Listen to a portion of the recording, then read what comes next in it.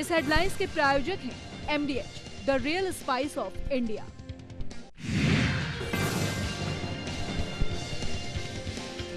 मंडल संसदीय बैठक को किया रद्द। बैठक में जम्मू कश्मीर के विधानसभा स्पीकर को बुलाने के खिलाफ था पाकिस्तान ने देशद्रोही अलगाववादियों से बातचीत को ठहराया सही। कहा, भारत पाक वार्ता से पहले अलगाववादी नेताओं से बात करना गलत नहीं। NSA बैठक से पहले पाकिस्तान के गृह मंत्री निसार अली ने भारत पर लगाया आरोप। कहा, पाकिस्तान में होने वाली आतंकी गतिविधियों में भारत शामिल। राजस्थान निकाय चुनाव में बीजेपी की जीत पर पीएम मोदी ने जनता को कहा शुक्रिया। 113 में से 62 सीटों पर बीजेपी ने मारी बाजी। नीतीश के बाद अब केजरीवाल की बारी। 27 अगस्त को बिहार जाएंगे केजरीवाल। गुड गवर्नेंस के कार्यक्रम में नीतीश केजरी होंगे साथ। और अखिलेश सरकार को सच नहीं आया रास। टीचर शिव कुमार को किया बर्खास्त। शिव कुमार ने बदले की भावना से कार्रवाई करने का लगाया आरोप।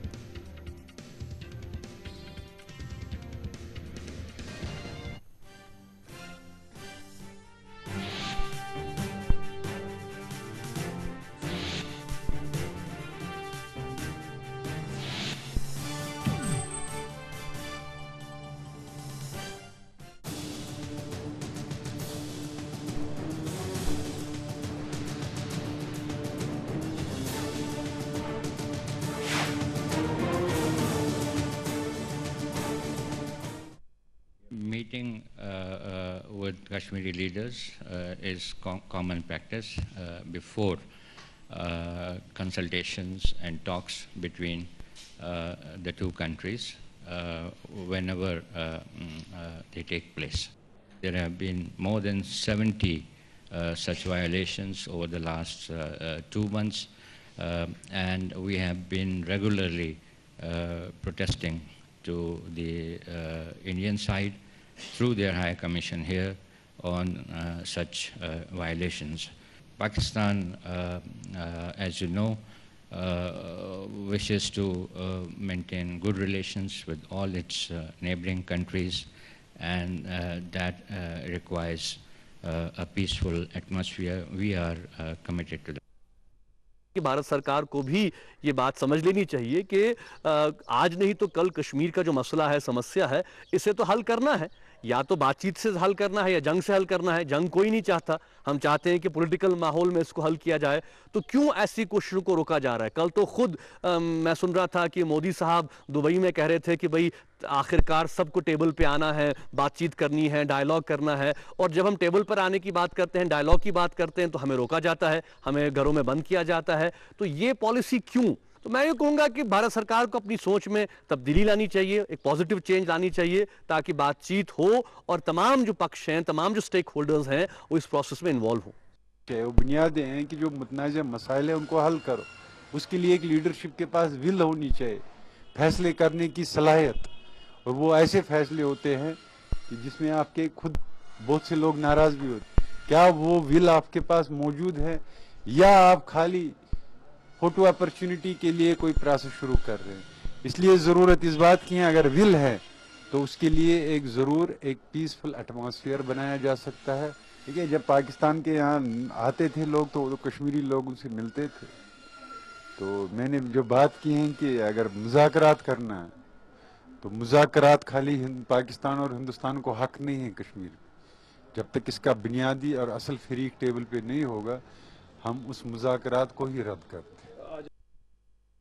पाकिस्तान की तरफ नहीं, पाकिस्तान घबराया हुआ है। पाकिस्तान की इंटरनल सिक्योरिटी जो है वो भी खतरे में। देखा आज फिर वहाँ बम फट गए लोग। तो क्या 23 अगस्त को भारत और पाकिस्तान के बीच होने वाली राष्ट्रीय सुरक्षा सलाहकारों की बैठक खटाई में पड़ सकती है? ये सवाल जहन में आना इसलिए लाजमी हो गया है क्योंकि भारत की तरफ से पाकिस्तान को एक के बाद एक कड़े संदेश दिए जा रहे हैं। एक तरफ तो सीधे तौर पर हुर्रियत के नेताओं को, अलगाववादी नेताओं को, देशद्रोहियों को नजरबंद किया गया। दूसरी तरफ अभी अभी ये खबर आ रही है कुछ पल पहले कि सीधे सीधे कॉमनवेल्थ एसोसिएशन की बैठक बैठक में जो तमाम देश हैं उन्होंने भारत के रुख का समर्थन करते हुए इस बैठक को इस्लामाबाद से रद्द करने का निर्णय लिया और ये बैठक रद्द हो भी चुकी है। वहीं दूसरी ओर देशद्रोही कह लीजिए या अलगाववादी नेता हुर्रियत कॉन्फ्रेंस के नेता यासिन मलिक ने भी 23 तारीख को पाकिस्तानी एनएसए से मिलने के लिए दिल्ली आने वाले थे, लेकिन उन्होंने आने से इनकार कर दिया है। इन सब के बीच कुछ बड़े सवाल खड़े होने लगे हैं। सवाल सीधे तौर पर कह रहे हैं कि क्या वाकई अलगाववादियों की बातचीत के सवाल पर केंद्र और राज्य का रुख अलग अलग है? अगर पाक को कड़ा संदेश देना था तो फिर देशद्रोहियों को छोड़ा ही क्यों गया? केंद्र सरकार राज्य सरकार के अनुचित फैसले पर चुप क्यों है? साथ ही साथ कुछ और सवाल भी खड़े हो रहे हैं। सवाल यह भी खड़ा हो रहा है कि पाकिस्तान का रवैया कब बदलेगा? क्या भारत को एनएसए स्तर की बातचीत रद्द कर देनी चाहिए? अलगाववादियों से मुलाकात कर पाक आखिर साबित क्या करना चाहता है? बातचीत से पहले ऐसी हरकत कर क्या पाक अहम मुद्दों से भटकाना चाहता है भारत को? क्या भारत और पाकिस्तान के साथ कभी गरम कभी नरम की नीति को बदलने की जरूरत है? और सबसे बड़ा सवाल तो हम यही कहेंगे कि कब तक पाकिस्तान से यूं ही धोखा खाते रहेंगे? इन तमाम सवालों के जवाब आज ढूंढने की कोशिश करेंगे। मेरे साथ कुछ ही देर में कुछ खास मेहमान भी जुड़ेंगे, इन सवालों का जवाब भी मिलेगा, लेकिन उससे पहले इस रिपोर्ट पर एक नजर।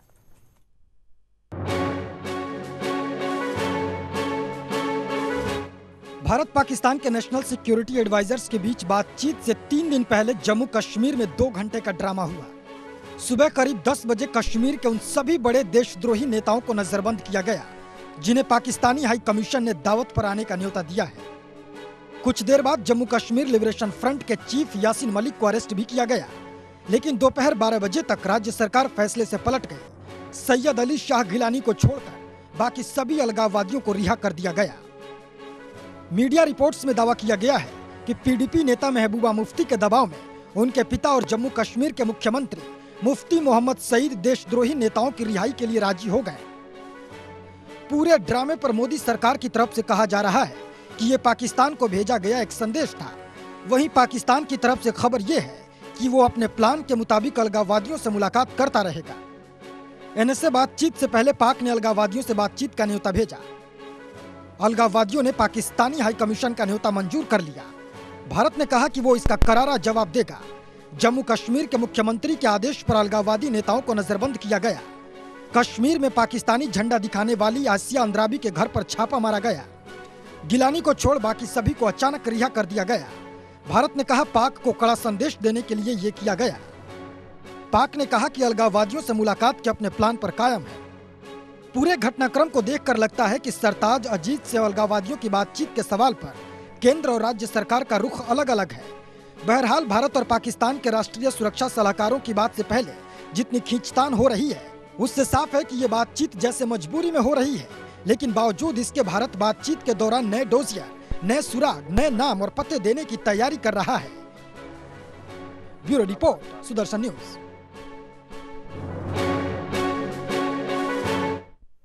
तो पाक को एक के बाद एक भारत मुंह तोड़ जवाब दे रहा है, लेकिन इस बीच एक और बात कही जाएगी, जहन में जरूर आएगी कि जम्मू कश्मीर के मुख्यमंत्री मुफ्ती सईद साहब को अपनी बेटियों से बहुत लगाव है। अगर आपको याद हो तो 5 खुखार आतंकियों को छुड़ा दिया था उन्होंने अपनी एक बेटी की रिहाई के चलते। वहीं दूसरी ओर आज भी सीधे तौर पर देशद्रोहियों की रिहाई के लिए ही मुफ्ती मोहम्मद सईद की बेटी और पीडीपी के अध्यक्ष महबूबा मुफ्ती ने अपने पिता पर जोर लगाया और उनकी जोर आजमाइश आखिरकार सफल भी हुई। आखिरकार 127 मिनट के बाद अलगाववादी नेताओं को छोड़ दिया गया। यानी ये जो एक बिहेवियर है वो भी कहीं ना कहीं से सवालों के घेरे में है कि क्या एक मुख्यमंत्री के ऊपर, एक नेता के ऊपर एक पिता भारी पड़ जाता है बार बार, और वो भी तब जब भारत की सुरक्षा का सवाल हो। चलिए मेरे साथ अब कुछ खास मेहमान जुड़ रहे हैं, स्वागत करना चाहूंगी उनका। मेरे साथ इस वक्त जुड़ रहे हैं, इस पैनल का हिस्सा बन रहे हैं डिफेंस एक्सपर्ट रिटायर्ड ब्रिगेडियर अमृत कपूर जी, बहुत बहुत स्वागत। साथ ही साथ मेरे साथ राजनीतिक विश्लेषक और विदेश मामलों के जानकार डॉक्टर एसके दत्ता साहब भी इस पैनल का हिस्सा है, आपका भी बहुत बहुत स्वागत। बीजेपी से प्रतिनिधित्व कर रहे हैं संदीप दुबे जी, बहुत स्वागत। और कांग्रेस से मेरे साथ जुड़ रहे हैं दयाराम त्यागी जी, आपका भी बहुत बहुत स्वागत। साथ ही साथ पाकिस्तान से भी मेरे साथ एक खास मेहमान जुड़ रहे हैं वरिष्ठ पत्रकार सज्जाद अनवर साहब, आपका भी सज्जाद साहब बहुत बहुत स्वागत, इस्तकबाल।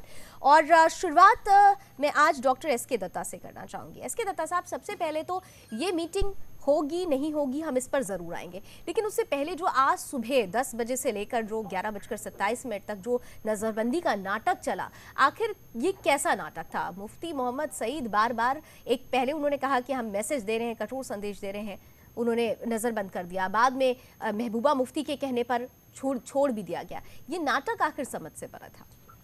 मैं नहीं समझता हूँ कि ये कहीं पे नाटक है। भाजपा और पीडीएफ की गठबंधन वाली सरकार है। जो भी कुछ हुआ है आज श्रीनगर में और जम्मू कश्मीर में, वो सारी चीज़ों पे भारत सरकार की भी कॉन्फिडेंस थी बेशक, और उसके साथ साथ प्रदेश सरकार की भी कॉन्फिडेंस थी, और दोनों के तालमेल से ही सारी चीज़ें हुआ है।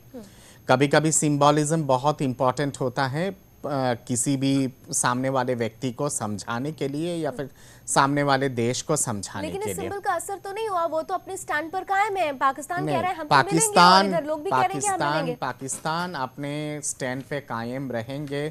अगर उनको आजीवन भी जेल में अगर बंद कर दिया जाता है, तब भी पाकिस्तान अपने स्टैंड से मुकरेंगे नहीं, या फिर अपने स्टैंड पोजीशन को चेंज नहीं करेंगे। क्योंकि जैसे कल भी मैंने कहा था कि पाकिस्तान की पूरी डिफेंस नीति, आर्थिक नीति, राजनीति और विदेश नीति भारत पे ही केंद्रित है और भारत पे ही आधारित है। पाकिस्तान का अस्तित्व भारत के बिना मिट जाता है, क्योंकि भारत के ही गोद से पाकिस्तान की जन्म हुई है।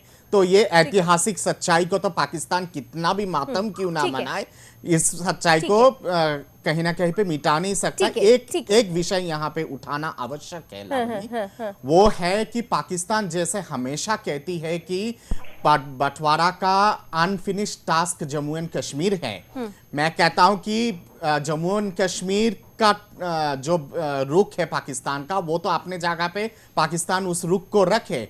और अगर यही पक्ष अगर पाकिस्तान लेती है, तो कल जैसे मैंने उठाया था बलूचिस्तान की बात, सिंध की बात, नॉर्थ वेस्ट फ्रंटियर की बात, और कलाट जो एक और राज्य था वहां का, वो सब विषय भी आज मैं फिलहाल संदीप दुबे जी के पास अब जाना चाहूंगी। संदीप जी, जिस तरीके से जो प्रकरण बन रहा है तमाम तरीके से, मैं कम शब्दों में पहले आपका रिएक्शन चाहूंगी। क्या आपको लगता है कि इस पूरे मसले पर केंद्र सरकार और राज्य सरकार का रुख अलग अलग है? चलिए ब्रेक के लिए मुझे कहा जा रहा है, ब्रेक के बाद लौटते हैं तो फिर आपका जवाब लेंगे, छोटे से ब्रेक के बाद।